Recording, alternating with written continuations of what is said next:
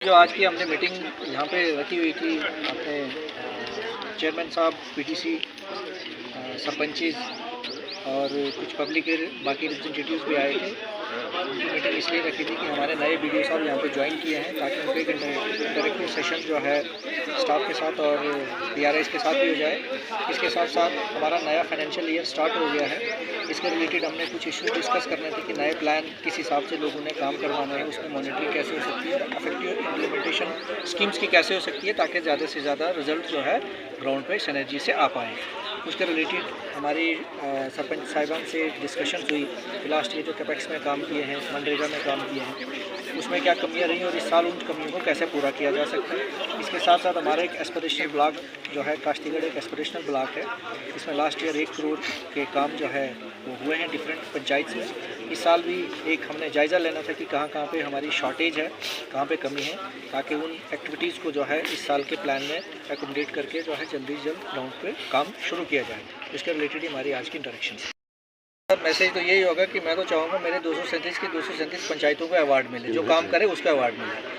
अब यह है कि अवार्ड कोई ऐसी चीज़ नहीं है कि किसी को ज़बरदस्ती थोप दी जाती है। इस चीज़ को समझने की ज़रूरत है कि आप 10 या 12 इंडिकेटर्स में किसी अवार्ड के लिए अप्लाई करते हो, वो सरपंच साहब या उनके जो स्टाफ है वो अप्लाई करता है उन्होंने क्या अचीवमेंट किस सेक्टर में की है। अब कोई जीपीटीपी में भरता है, कोई चाइल्ड फ्रेंडली अवार्ड भरता है, कोई एनवायरनमेंट में भरता है। आप environment clean and green environment में अगर आप देखेंगे उसमें आपको क्या क्वालिफिकेशन है। आपने ग्राउंड पे कुछ नहीं किया, लेकिन अगर आपके इलाके में पेड़ पौधे अच्छे, आप सफाई करवाते हैं, आपका माहौल साफ़ सुथरा रहता है, आप लोगों को इस सिलसिले में जो है मना लेते हैं, कन्विंस करते हैं कि अपने इलाके में सफाई रखें, नए पेड़ पौधे लगाएं, वो पंचायत भी अवार्ड ले सकती है। अब आप कहेंगे कि उस पंचायत ने कोई काम ही नहीं किया, उसके अवार्ड क्यों मिला? ऐसा नहीं होता है।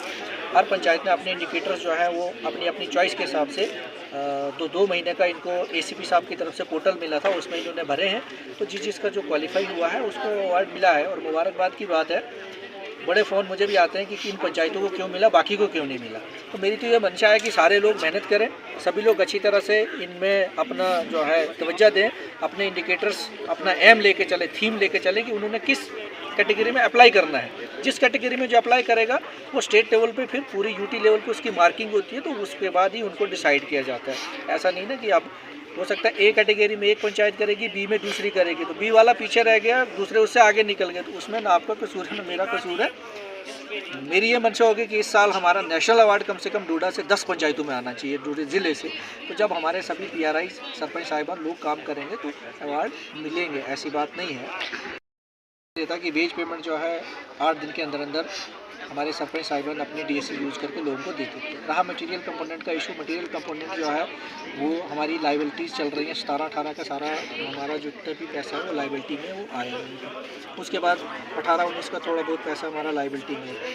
19-20, 20-21 या 21-22 का काफ़ी अमाउंट जो है वो लाइबिलिटी में पड़ा हुआ है, जो हमें पैसा आने वाला है और वो हम रिलीज़ करेंगे 19-20, 20-21 और 21-22 में ये लोग पेमेंट कर पाएंगे और 22-23 में भी पेमेंट कर पाएंगे।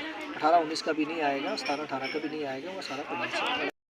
इस साल हम जो मैक्सिमम हमें शिकायतें आती हैं गाँव से कि वेंडर जो है, या तो लोगों की शिकायतें रहती कि उनको पेमेंट हो जाती है, कुछ लोग कहते हैं कि वेंडर ठीक नहीं है, कोई कहता है ठीक है। इस बार हम टेंडर निकाल रहे हैं, हम पैनल वेंडर्स का डिसाइड करेंगे ब्लॉक के लिए और पंचायत के लिए कौन वेंडर किस पंचायत में मटेरियल कंपोनेंट जो है वो मटेरियल इनका ड्रॉप करेगा।